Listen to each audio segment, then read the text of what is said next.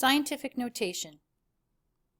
Scientific notation is a mathematical expression used to represent a decimal number between 1 and 10 multiplied by 10. And the reason we write numbers in scientific notation is so that we can write large numbers and small numbers using less digits. So we're going to look at a couple of examples. First, we're going to look at taking ordinary numbers and writing them in scientific notation. So let's say we've got the number 75,200 and we want to write that in scientific notation. The first thing we have to do is decide where the decimal point is assumed to be, which is here. And we want to move that decimal place so that it's in between the first and second significant digit. So we would have to move it 1, 2, 3, 4 places.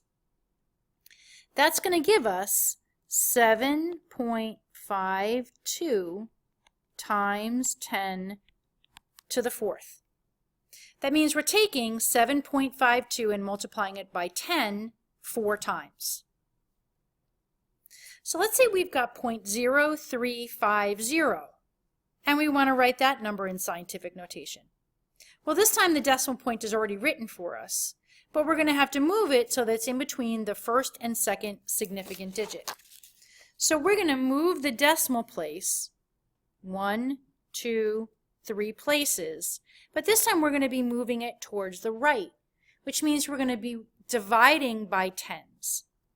So we're going to have 3.50 times 10 to the negative 3. That means we're taking 3.50 and dividing it by 10 3 times. Now let's look at taking numbers from scientific notation and writing them in ordinary numbers. So let's say the first number we're given is 2.50 times 10 to the negative 3. The times 10 to the negative 3 means we're dividing by 3 or by 10 3 times. Or we're going to move the decimal point 3 places to the left. So we're going to get 0.00250.